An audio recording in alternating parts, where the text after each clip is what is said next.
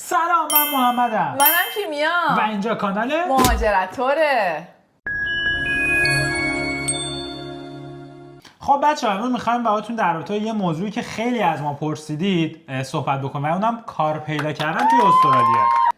واسهتون توضیح بدیم طبق تجربه شخصی چه راههایی واسه کار پیدا کردن خوبه، چی کارا باید انجام بدیم، چه نکته هایی داره و تمام چیزها طبق تجربه شخصی خودمون میخوایم براتون توضیح بدیم. تا آخر ویدیو با ما همراه باشید، به خاطر اینکه آخر ویدیو می‌خوایم یه سری وبسایتایی که خیلی از خود استرالیا و افرادی که میان اینجا دنبال کار میگردن و توش اپلای میکنن بهتون معرفی کنیم.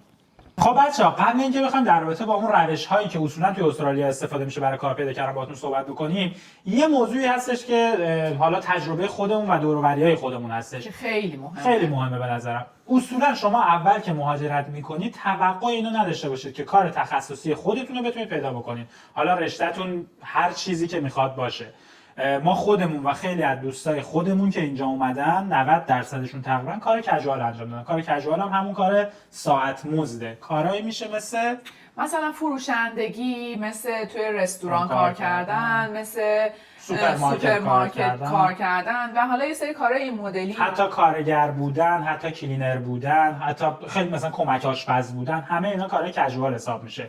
و خیلی از بچه‌ها برای اینکه فقط بتونن درآمد دلاری داشته باشن اولش با کار کژوال شروع کردن که به نظر من هیچ عیبی هم نداره. من خودم هنوز کارم کژوال هستش. خب یه فقط تفاوتی توی کژوال ها هستش، یه دونه کژوال تمپرری، کژوال پرمننته. کسایی که کژوال پرمننت کار میکنن یعنی میدونن که تو اون سر کارشون در واقع ساعت کاری رو پر میکنن، 38 ساعت، 30 ساعت به صورت در واقع قرارداد بلند مدت دارن، ولی باز هم ساعتی پول میگیرن. خب یعنی اگه نره سر کار، اگه مریض باشه و اینا پولی نداره بگیره، یا مثلا بخواد بره مسافر. یه مدلی هم هستش که کژوال تمپرری هستش. معمولا واسه چیا استفاده میشه؟ مثلا کارهایی که دم کریسمس، خب یه سری مغازه‌ها هستن نیروهای بیشتری میخوان، اعلام میکنن که ما نیرو میخوام. مثلا از این فود تراکا دیدید، یا مثلا یه فود تراکی میاد مثلا برای یه ایونت 3 روزه، یه فود تراکو میارن مثلا میذارن لب ساحل، میگن ما به نیرو احتیاج داریم که مثلا از ساعت 10 صبح تا ساعت 4 بعد از اون اینجا باشه، فقط برای همین 3 روز شما رو استخدام میکنن.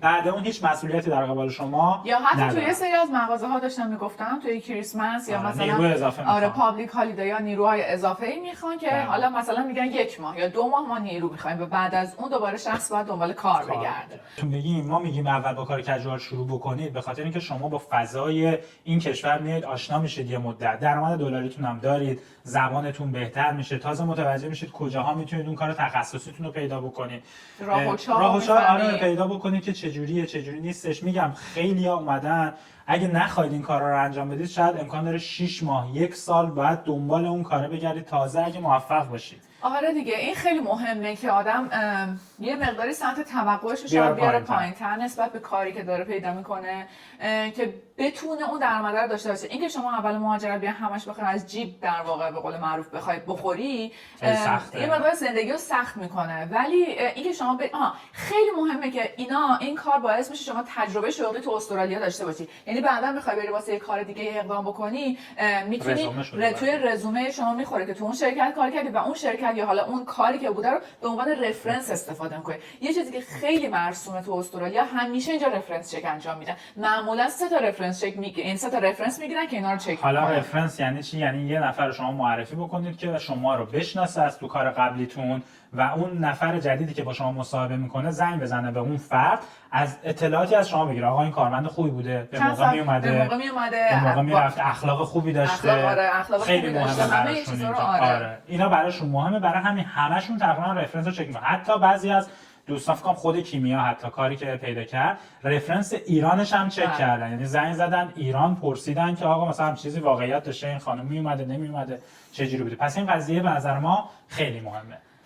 خب بچه‌ها، حالا می‌خوایم براتون 3 تا روشی که صحبت کردیم، میگیم توی استرالیا بیشتر یعنی افراد اینجوری اقدام میکنن واسه کار پیدا کردن رو بهتون بگیم. اولیش اینه که شما حضوری برید جایی که می‌خواید استخدام بشید، یعنی رزومتون رو کپی میگیرید، پرینت میگیرید، یه لباس مرتب میپوشید، موهاتون رو یه دستی بهش می‌کشید، آب و جارو می‌کنید، یه ذره خوشتیپ می‌کنین و در واقع رزومه به دست شروع می‌کنی راه افتادن توی مغازه‌ها، توی بیشتر کارا کژوال. کار کژوال. مثلا توی کولز، وولورس، الدی اینا سوپرمارکت‌های بزرگ استرالیا هستن. تو اونا میری، توی رستورانا، توی کافه. اینجا کافه و اینا رستوران خیلی زیاده. تو شهر ما خیلی، البته تو کل استرالیا زیاده. آره. تو شهر ما که دیگه خیلی زیاده. آره میبری رزومت اونجا بهشون میدی و توی شاپینگ سنترها مثلا به مغازه‌های مختلف میبری رزومه رو میدی و میگی که من دنبال کار میگردم، اجازه دارم مثلا رزومه‌مو بذارم اینجا یا نه، که معمولا هم اوکی ان. تازه یه سری از مغازه‌ها و حالا جاهایی که استخدام میکنن اصلا پشت شیشه‌شون که بری اونجا نوشته که ما دنبال کارمند میگردیم و اگر شما مثلا اوکی هستی همونو میتونی رزومت رو ببری اونجا بدی. بعضیشون QR کد دارن که QR کد رو اسکن می‌کنی و مستقیم دایرکتتون میکنه توی وبسایتشون. از وبسایت در واقع شما میتونید اپلای بکنید. مثلا نایک من دیدم میشه. همین خواستم بگم دقیقاً برندایی که یه مقداری بزرگترن و شعبات بیشتری دارن اصولا با QR کد هستن، مثل KFC، مثل مکدونالد، مثل نمیدونم پیتزا دومینو، مثل پیتزا هات، مثل همین نایکی که گفتی. اصولا اینا اینجوری نیستن که شاید همون لحظه رزومه شما رو کسی بگیره اونجا، چون HR دارن و سازمانشون بزرگتره و اصلا متفاوته. ولی مغازه‌های کوچیک همونجا امکان داره تصمیم گیری بکنن یا رزومه شما رو بگیرن، ببینید همون فردی که رزومتون رو گرفته با شما تماس بگیره. این پس شد راه اول. راه دوم چیه؟ راه دوم معمولا این شکلیه که شما یکی اونجا بشناسی، یعنی پارتی داشته باشی که خیلی تو استرالیا هستش. یعنی مثلا میگن نمونهش کار من. آره نمونهش کاری که من پیدا کردم، من رفتم روز اول اورینتیشن دانشگاه، همینجوری نشستیم سر یه میز، صحبت شد با یه پسر استرالیایی که اونجا بود. من و یه دوست چینی برگشتیم گفتیم آقا ما دوست داریم توی هتل کار بکنیم. گفت واقعا دوست داری؟ گفتیم آره. ما فکر کردیم شوخی میکنه با همون اینا. گفت باشه من فردا براتون اپلیکیشن میفرستم. و واقعا فردا برامون فرستادن. این رفته بود با مدیر صحبت کرده بود، گفته بود اینا مثلا هم کلاسیای منن، میخوان تو هتل کار بکنن. اونم قبول کرده بود و برای ما فرستاد و ما حتی رفتیم قرارداد امضا کردیم. آره یعنی محمد اولین روزی که رفت اونجا گفت برام مصاحبه، گفتش که آره نمیدونم من قرارداد دارم امضا کنم ولی فکر نمی‌کنم مثلا بخوان اینا. که من بهش گفتم که یه کدی اینجا داریم ما به اسم TFN نامبره که اگه اینو بگم واسه تکس فایل نامبر، اگه اینو موقعی که میگیرن دیگه مال وقتی که تو شما شماره حساب اینا خواستن در واقع به شما حقوق بدن. و من محمد گفتم محمد جان احتمالاً به شما روستر میدن و شما باید برید سر کار. و دقیقاً هم شکلی شد. یعنی میخوام بگیم که آشنا داشتن هم اینجا مهمه. همچنین اصلا تو من خیلی زیاد توی اوزیا من دیدم و اصلا کلا تو استرالیا من دیدم که آشنا داشته باشن طرفو میرن معرفی میکنن و به راحت میتونن کار بگیرن. اصلا از صفای خیلی طولانی اصلا لازم نیستش که وایس اپلای بکنه و اینا. طرف میره مصاحبه رو میگیره و حالا کارو میتونه بگیره. مثلا خیلی از بچه‌ها اینجا مثلا صحبتی با هم میکنیم، مثلا میگه یهو شرکت ما احتیاج به این نیرو داره. مثلا معرفی کن، شاید شما اون آگهی استخدام رو نبینی توی سایت ها یا مثلا جایی نتونی حتی حضوری بری اونجا. یه موقع‌هایی هم هستش که اصلا میدونن شرکتی نیاز داره هنوز اصلا آگهی ندادن. ترجیحشون اینه که اصلا هزینه واسه آگهی نکنه شرکت، خب و بخواد مثلا نیرو بگیره. این موردی که بهتون میگیم برای اینه که شما بتونید رابطه‌ای که حالا موقع مهاجرت میایید اینجا رو بتونید تشکیل بدید، یعنی با یه سری افراد کانکشن بزنید، نه اینکه حالا مثلا بگم که به عنوان شغل بهش آره به منفعتی نباشه، ولی کانکشن اینجا مهمه. بله و واقعیتش اینه که اصلا کلا همه جای دنیا شما کانکشن داشته باشی وضعیت خیلی بهتره دیگه. اینا خب بچه‌ها، روش آخر، روش سوم طبق تجربیات ما و اطرافیانمون پیدا کردن کار از طریق وبسایت‌های تخصصی کاریابیه که ما خودمون تو ایران هم داشتیم و یه سری اپلیکیشن‌هایی هستش مثلا دیوار خودمون که حالا بیشترش رو تو کیمیا براتون توضیح میده. که ببینید در واقع سه تا وبسایت سه تا وبسایت اصلی هستش که شما میتونید داخلشون کار پیدا بکنید که من همه اینا رو میخوام براتون ویدیو بگیرم و آخر این ویدیو براتون میذارم، محیطاشو بهتون نشون میدم که ببینید چه جوری باید داخلش مثلا پروفایل داشته باشین، رزومه داشته باشین، چه جوری اپلای کنین. همه اینا رو بهتون آخر ویدیو واسهتون ویدیو میذارم که این وبسایت ها سیک هستش و ایندید هستش و جورا و همچنین واسه اینا بیشتر واسه کارهای تخصصی. البته که کارهای کژوال و اینا توشون هستن، نیست اینجوری نیستش که نباشه، ولی بیشتر واسه کارهای تخصصی و اینا سیکه. حالا اینجا از لینکدین هم استفاده میکنن باز مثلا کسایی که مثلا حالا شغل تخصصی دارن از لینکدین هم استفاده میکنن، ولی خب بیشتر وبسایت ها ایناست که سیک از همشون معتبرتر. البته ایندید هم هست ولی سیک از همه بیشتر، اکثریت سیکو میشناسن دیگه، یوزر فرندلی تر و بیشتر ازش استفاده میکنن. حالا یه سری باز یه دو تا جای دیگه هم هستش که شما میتونید دنبال کار بگردید که اینم کار کژوال باز باز بیشتر توشون پیدا میکنیم. یکی وبسایت گامتری هستش که مثلا شما اونجا سرچ بکنید که مثلا جاب، حالا هر جابی که مد نظرتون هست واسهتون لیستشو میاره و شما میتونید تا اونجاها. اینطوری هم نیست بعضیاشون که رزومه بفرستید، مثلا میاد به این ایمیل رزومه بفرستید یا تلفن بزنید یا حالا هر چیزی که بستگی به هر شرکتی داره. شبیه دیواره گامتری، شبیه دیواره. بیشتر کارای کشه. خب یعنی تو اونا که بری مثل کار کشه، ولی گامتری واقعا مثل دیوار میمونه به خاطر اینکه همه چی داره. شما ماشین توش مثلا پیدا میکنی، حیوان خونگی توش پیدا میکنی برای خرید. حالا یه دونه دیگه هم هست به اسم فیسبوک مارکت، حالا مارکت پلیس در واقع. خب که مارکت پلیس برای وبسایت فیسبوک هستش که فیسبوک اینجا تو استرالیا خیلی کارایی داره. اینی که میگیم شاید مثلا برای بچه‌ای که توی ایرانن مثلا میگن اصلا چیه، چون ما توی ایران این قسمتش برامون فعال نیست. یعنی شما تا میتونید، یعنی میگم تا میتونید، تا وارد میشید خارج از ایران که میرید این لوکیشنه که عوض میشه این گزینه فعال میشه. شما اونجا دارید زندگی میکنید، نه واسه سفر رفته باشید، گزینه فعال میشه. اونم دقیقاً این دیواره، یعنی شما همه چی میتونید توش پیدا بکنید. همه چیزی توش هست. یعنی حالا مثلا در واسه قسمت کارش اینجوری شما شهرتو مینویسی، یه جاب میذاری بغل دستش. خب حالا باز واسهتون ویدیو میگیرم نشون میده تمام جابایی که تو اون شهر حالا پست شده که مثلا کارفرماها اپلای میکنن و اینا هست. همچنین توش مثلا یه مدلی هستش که مثلا من دیدم واسه نشنالیتی های دیگه، حالا فقط واسه ایرانی‌ها ندیدم، ولی واسه نشنالیتی های دیگه آمریکای جنوبی، ایتالیا، اسپانیانه، همه جا. خب مثلا میان عکس خودشون رو میذارن و میگن که مثلا من تازه مهاجرت کردم، ما زوجیم از فلانجا اومدیم، انقدر سن داریم، ورکن هالیدی، ویزامون نمیدونم. حالا میدونید اینا رو کجا پست میکنن؟ اینا رو میان مثلا توی یه سری کامیونیتی ها، مثلا هر اینجا هر محله، هر مثلا چیز یه پیج داره، یه صفحه جابی داره. که بهتون گفتم میان اونجا پست میکنن، میگن ما دنبال کار هستیم. حالا اگه شما مثلا از خودشون یه ذره توضیح میدن این کار میکنیم این کار میکنیم و اینا، بعد شمارهشون رو میدن یا حالا فیسبوکشون اون کارفرما با اینا دیگه تماس میگیره. یه دونه دیگه اپلیکیشن هم هستش که خیلی کمتر ازش استفاده میشه ولی ایرتسکر هستش که این شما فقط کارهای همون در اصل میشه این کژوال تمپرری میشه دیگه تقریبا ولی قراردادی توش وجود نداره. مثال دارم میگم، من الان میخوام کار خیلی ساده تر. آره مثلا من الان میخوام اسباب کشی بکنم، همه چیم جمع شده فهمیدم شده یهو الان احتیاج دارم یک نفر بیاد سر این میز و به من کمک کنه، چون مثلا کمرم مشکله، مثلا تنها میگم که من یه جاب میذارم اون تو، میگم مثلا من کمک برای اسباب کشی میخوام برای 1 ساعت مثلا $50 میدم. طرف مثلا جابو میبینه کجا چجوریه، قبول میکنه، مثلا $50 میاد کار انجام میده، $50 رو میگیره. حالا یا کش میتونه باشه یا پی آی دی مثلا بزنه به حسابش باشه، یا حتی شما میتونی بگی توی این اپلیکیشن من این کارا رو انجام میدم. مثلا چه کاری انجام میدی؟ مثلا من ترجمه انگلیسی به فرانسه انجام میدم. مثلا کسی که دنبال همچین چیزی هست با شما ارتباط میگیره، به شما اون کارو میده و حالا با هم سر قیمت و یه قیمتی خودتون گذاشتید میتونید تفاهم بکنید که به چه صورت باشه. و در نهایت آخرین کاری هم که هستش که شما میتونید که خیلی آسان‌تره و راحت‌تر میتونید در واقع به داخلش رو انجام بدید، کار دلیوریه که دلیوری بیشتر با اوبریت، دوردش، آمازون، مولینگو چیزی بود؟ مانالوگ بود که جمع شد. داره جمع میشه. دوردش و اوبریتی که کیمیا گفتش یه سری شرایط داره بهتون می‌خوایم بگیم. اوبریت رو حتما باید گواهینامه اینجا رو بگیرید، ولی اگه دوردش بخواید کار بکنید میتونید که با گواهینامه ایران هم تا یه مدت فکر کنم کار بکنید.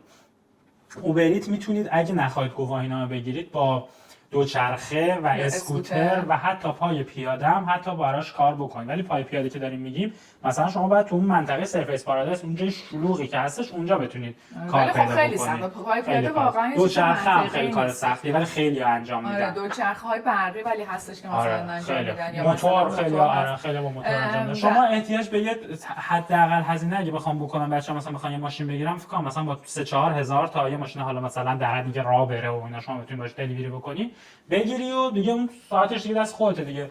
تقریبا هم ساعتی فکر کنم هولش $25 $30 رو حالا اگه پروموشن و اینا داشته باشی که متفاوت میشه میتونی در بیاری. دوردش هم تقریبا همینه دیگه. آمازون دوباره باید ثبت نام بکنی. آمازون ثبت نام داره بسته به تعداد آدمایی که حالا توی اون منطقه دارن کار انجام میدن، ماشین چی داره و اینا. مثلا اگه ون داشته باشی شانسش خیلی بیشتره، مثلا ماشین صندوق عقب بزرگ داشته باشی خیلی شانسش بیشتره، ولی مثلا داشته باشی ولی مثلا ماشین کوچولو و هاچبک و اینا مثلا تو میری تو صف دیگه تا حالا کی بخواد مشخص بشه. ولی خب خیلی نسبت به اوبریت و دوردش بهتره، بخاطر اینکه شما یه مثلا یه تایمی داری 4-5 ساعته و بستر میگیری، یه حقوق مثلا $150 $130 کاری حالا هر چقدر که باشه به شما میده، ولی دیگه اونا رو بعد وایسی تا اوردر رو بگیری، یعنی یکی به سفارش رو بده تا قبول بکنی بری و بیای بعدم پولش رو بگیری. برای همین یه مقدار همه دوست دارن که بیشتر سمت آمازون برن، ولی چیزی که خیلی باب اینجا توی دانشجوها و افرادی که تازه میان همین اوبریت و دوردشه که اکثرا دارن کار میکنن. کلا هم اینو در نظر بگیریم، گواهینامه استرالیا واسه خیلی چیزا مهمه. یعنی شما با گواهینامه داشته باشی میشه گفت 2-3 پله جلوتر از ما با توی ویدیو دیگه هم گفتیم گواهینامه نداشته باشی. آره دقیقاً. مثلا شما الان هر کاریو که بخوای بری اپلای بکنی، کارهای معمولا که تو اینجا هست، ازت میپرسه درایور لایسنس داری یا نداری. حالا این میتونه این در واقع واسه شما مدرک شناسایی مثل کارت ملی خودمونه. یه مزیت هم حساب میشه دیگه. مثلا شما تو اون کار مثلا میتونی رانندگی هم بکنی، مثلا شاید کار این باشه که احتیاج شما هر روز بری بانک مثلا. آره یعنی اینا یه سری چیزای مهمیه که نکته هاییه که اگر شما داشته باشی بهتره، حالا نداشته باشی هم نداره، ولی اگه داشته باشی بهتر. حالا الان بیایم با هم دیگه بریم، من به شما نشون بدم محیط این وبسایت هایی که راجبش بهتون صحبت کردم و اونا رو بهتون کاملا توضیح بدم که باهاش آشنا بشین، که اگر هر جا لازم داشتین اقدام بکنید حداقل یه آشنایی باهاش داشته باشین، با ما همراه باشید. با کیمیا همراه باشید. به طور مثال الان میرم تو سرچ فیسبوک سرچ میکنم گولد کوست جاب. ببینید اینجا برای من همه گروهایی که توشون جاب ادورتایز میکنن توی گولد کوست رو میاره. به طور مثال الان برم داخل یکیشون ببینیم چه خبره. الان اینجا میبینیم که مثلا اینا اومدن گفتن که کلینر وانتد، اینا نیروی کمکی میخوام. یا مثلا این یکی اومده نوشته که من اسمم اینه، نمیدونم من گولد کوست زندگی میکنم، دقیقاً هالیدی ویزا، دقیقاً همون چیزی که داشتم میگفتم، میگه من میتونم اینقدر کار بکنم و این کار کسی سراغ داره مثلا بهم بگه. یا مثلا یکی رزومه‌شو گذاشته اینجا. یا مثلا اینجا گفته که اگه نایت شیفت کسی داره اینجا به $44 پر اور واسه ساتردی بهش میدن، مثلا زنگ بزن. ببینید همه مدل کاری هست، هم کسایی که کار میخوان اینجا مینویسن، هم کسایی که مثلا دنبال کارمند هستن اینجا می نویسن. خب حالا بریم تو سایت گامتری. گامتری هم دقیقا یه چیزی مثل سایت دیوار میمونه، همه چی توش داره. میبینی ماشین داره، نمیدونم پت داره، کار داره، میبینین جاب اد داره، هومن گاردن داره، چیزای مختلف رو میبینین قشنگ داخلش هست. مثلا الان پای توی کاتگوری جاب، یا مثلا حالا هر چیزی هم که بخواید میتونید اینجا سرچ بکنید بر اساس اون چیزی که میخواید بگردید. الان مثلا هاسپیتالیتی یا توریسم برم، اینجا دقیقاً کارهایی که به اون مربوط هست و میاره. اینجا هم که شهرهایی که هستش و ساعتایی که کار پست شده. حالا شما میتونید بگردید طبق اون چیزی که مد نظرتون هست بالا باهاشون ارتباط بگیرید. وبسایت بعدی که میخوام باهاتون راجعش صحبت بکنم وبسایت ایندیده که اونم یکی از وبسایت‌های مهم کاریابی تو استرالیا هستش که هم میتونید کارهای کژوال هم کارهای فول تایم توشون پیدا بکنید. ببینید کارهای مختلف انجینیرینگ و مثلا اینجا نوشته سینیور سیویل انجینیره و اینجا قیمت‌ها رو مثلا براتون میزنه که چقدر سالریشون هستش، چقدر حقوقا هستش. الان مثلا من می‌نویسم اینجا سیویل انجینیر و سرچ میکنم، مثلا الان پروژکت انجینیر سیویل ریتینینگ والز رو داره که مثلا $100,000 تا $112,000 سالیانه بهشون حقوق میده، مثلا فول تایم. ببینید همشون یه سری اطلاعات داره که شما میتونید دستتون بیاد که اون کاری که دنبالشون هستین و مد نظرتونه مثلا هولوش حقوقش چقدره، چه کارهایی میتونید پیدا کنید و مثلا دیسکریپشن جاباتون چیه. وبسایت آخری که میخوام بهتون نشون بدم وبسایت سیک هستش که نامبر 1 استرالیا دیگه، همونجوری که الان توی تبلیغ هم میبینید. وقتی که وارد این وبسایت میشی شما باید برای خودتون پروفایل درست بکنید. توی پروفایل اطلاعات رزومتون و اطلاعات شخصیتون رو همه چی رو وارد میکنید، مثلا سالری که مد نظرتون هست، حقوق مد نظرتون، اطلاعاتتون، شماره تماس، همه چی. این یه رزومه کامل. اینا رو وارد میکنید و سیوش میکنید و موقعی که میخواید اپلای بکنید واسه یه سری از کارا شما میتونید از این در واقع از این اطلاعات شما استفاده میکنن و میفرستن برای اون کمپانی. به طور مثال الان میبینین این کویک اپلای داره، اون در واقع ادورتایزری که کویک اپلای داره همون اطلاعاتی که شما تو پروفایلتون پر کردین و واسه کارفرما میفرسته. ولی یه سریاشون هستش که اینجا کویک اپلای ندارن، در واقع شما رو دایرکت میکنه به وبسایت خود اون کمپانی و شما از اون وبسایت باید اطلاعاتتون رو وارد بکنید و حالا رزومتون رو آپلود بکنید و اینا. یه خوبیه که سیک داره خودش واسه شما رزومه میسازه، یعنی بر اساس اون اطلاعاتی که شما وارد کردید رزومه شما رو میسازه و شما میتونید اون رو دانلود بکنید و جاهای دیگه استفاده بکنید. ولی خب بهتره که شما رزومتون رو حرفه‌ای‌تر بسازید، چون رزومه که سیک میسازی رزومه خیلی آسونه و سیمپلی هستش. این هم دوباره مثل بقیه وبسایت‌های دیگه شما کیوردتون رو میتونید سرچ بکنید. کاری که مد نظرتون مثلا ما دوباره می‌نویسیم سیویل انجینیر و حالا لیست کارا رو واسمون میاره. حالا یه موقعی هم هستش که واقعا نمیدونید که تو یعنی چه فیلدی رو می‌خواید سرچ بکنید، می‌خواید ببینید که چه خبره، مثلا چه کارهایی هست و اینا، میتونید از این قسمت برید نگاه بکنید، ببینید واسه هر کار نشون داده که چند تا جا مثلا ادورتایز شده. خب میتونید از اینا انتخاب بکنید، حالا برید داخلشون تو اون وبسایت یعنی تو اون فیلدا در واقع اپلای بکنید. یه سری هم هستش که حالا در صورت اینجا میتونید شما لوکیشنتون رو انتخاب بکنید و بر اساس اون سرچ رو انجام بدید و ببینید که چه کاری مد نظرتون هست که میخواید پیدا کنید. در کل این محیط این وبسایت در وبسایت‌های کاریابی یه سری توی یه سری از در واقع ادورتایز شما میبینید که امپلویر کوئسچن داره که در واقع میشه گفت تو همه‌شون حداقل 3 تا رو داره و یکی از سوالایی که میپرسن ازتون میپرسن میگن که شما درایور لایسنس استرالیا رو دارید یا نه، دقیقاً صحبتی که کردم. و اینکه ازتون میپرسن شما اجازه کار استرالیا رو دارید یا نه، به خاطر اینکه یه سری استودنت هستن یا یه سری حالا ورک اند هالیدی هستن، باید بدونن که شما تو چه در واقع مرحله هستید و شما چجوری میتونید که چند ساعت میتونید کار کنید و در واقع وضعیتتون چجوری هستش. خب بچه‌ها مرسی که تا اینجا ویدیو با ما همراه بودید. اگه از این ویدیو خوشتون اومد و واسهتون کارآمد بود، لطفاً ویدیوی ما رو لایک کنید، کانال ما رو سابسکرایب کنید، زنگوله رو بزنید، کامنت هم بذارید، برامون کامنت بذارید، بگید که چه چیزایی دیگه دوست دارید که واسهتون ویدیو بگیریم. مرسی. خدافظ.